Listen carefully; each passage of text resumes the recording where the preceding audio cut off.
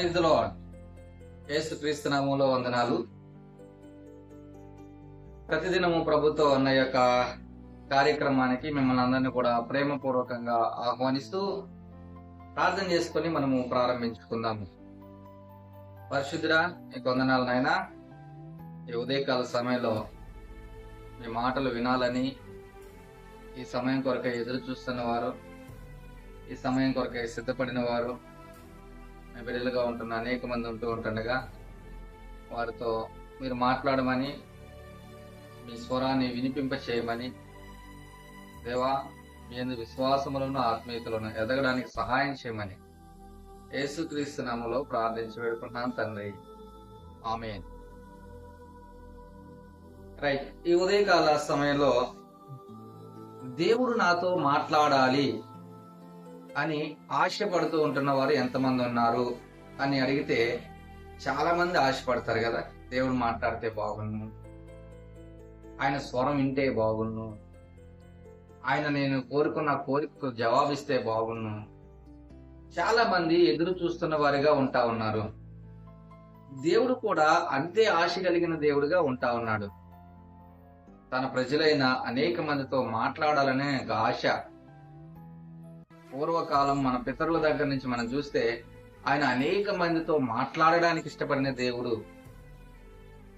మన పితరులు ఆదాము అవ్వలను మనం చూసినట్లయితే ఏదేను వనములో, తోటలో దేవుడు వారితో చాలా మరి సమయాన్ని గడిపేవాడిగా మనం చూస్తూ ఉంటా ఉన్నాం. వారితో సహవాసం చేసేవాడిగా ఆయన ఉంటా ఉన్నాడు. దాన్ని మనం చూస్తూ ఉంటా ఉన్నాం.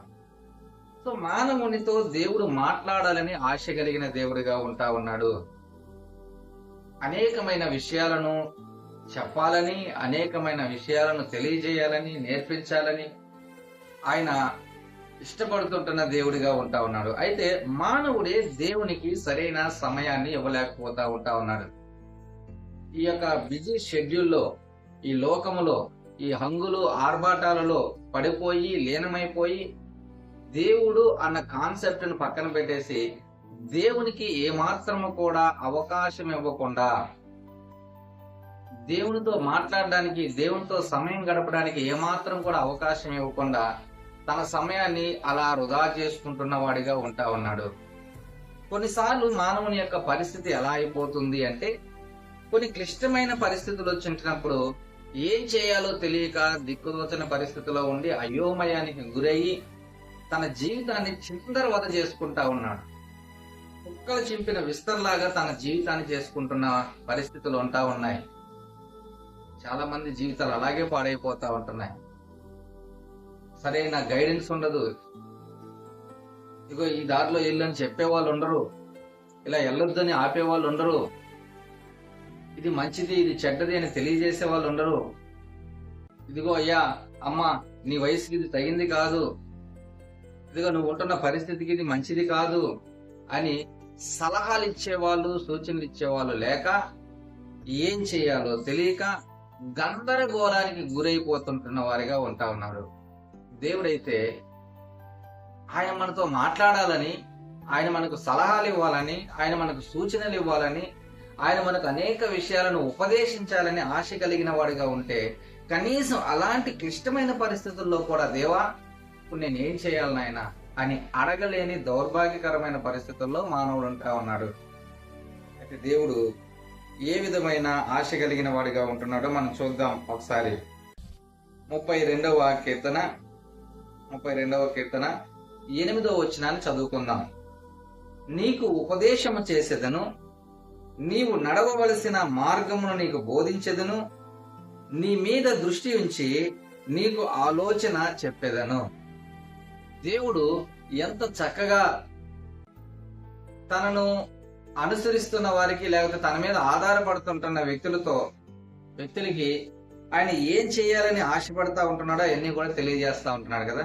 నీకు ఉపదేశము చేస్తాను నేను, నువ్వు ఎలా నడవాలో, ఎక్కడ నడవాలో, ఎటు వెళ్ళాలో నేను నీకు నడవవలసిన మార్గాన్ని నేను నీకు బోధిస్తాను. అంతేకాదు నీ మీద నేను దృష్టి ఉంచున్నాను. ఎంత కన్సర్న్ కలిగిన దేవుడు, ఎంత బాధ్యత కలిగిన దేవుడు, ఎంతగా పట్టించుకుంటున్న దేవుడు అని మేము పట్టి పట్టనట్టు వదిలేస్తున్నాం దేవుని.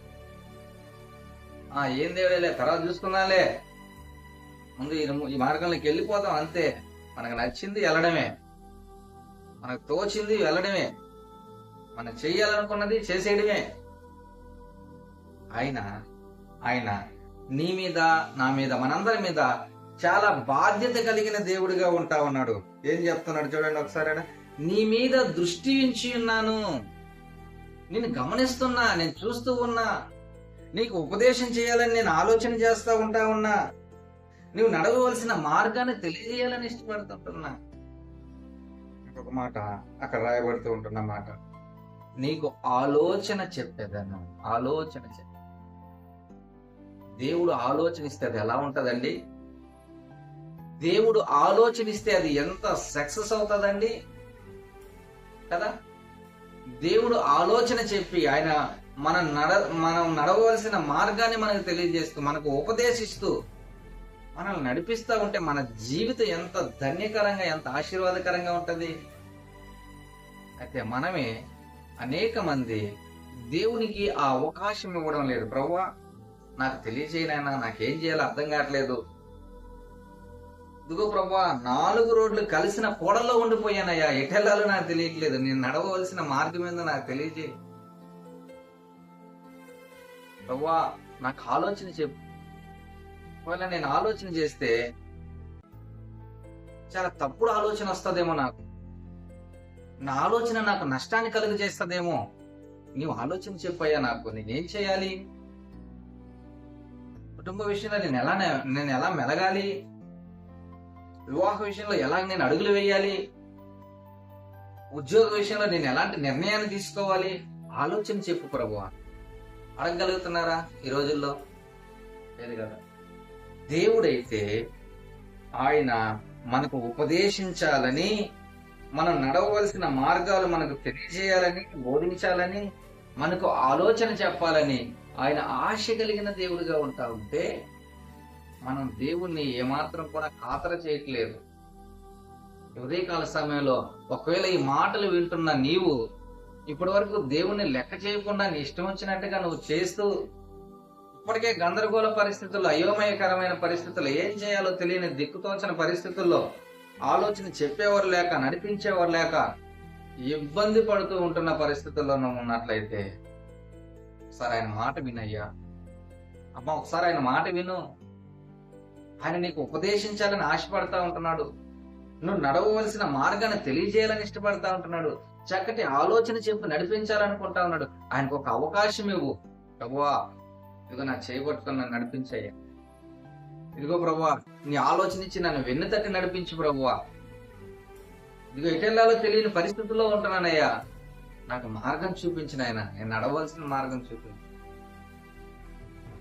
ఉదయకాల సమయంలో నువ్వు ఆయన దగ్గర ఈ రీతిగా నువ్వు వేడుకుంటే, ఈ రీతిగా నువ్వు ఆయన చేతికి నీ చేతిని ఇవ్వగలిగితే ఆయన చక్కగా నడిపిస్తాడని, ఉపదేశిస్తాడు, మార్గాన్ని చూపిస్తాడు, ఆలోచనిస్తాడు. శ్రద్ధతో నేను నడిపించే దేవుడిగా ఉంటా ఉన్నాడు. నీ మీద దృష్టి ఉంచి నడిపించే దేవుడిగా ఉంటాడు. కాబట్టి ఏమాత్రం కూడా నిర్లక్ష్యాన్ని వహించకుండా దేవాది దేవుని చేతికి నీ చెయ్యందించు.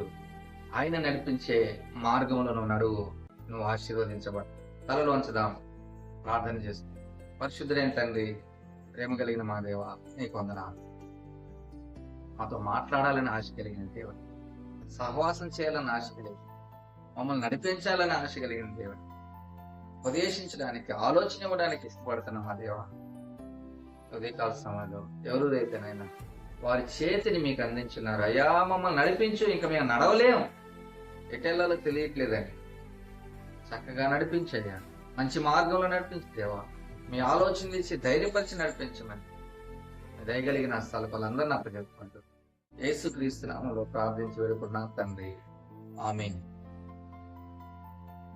God bless you.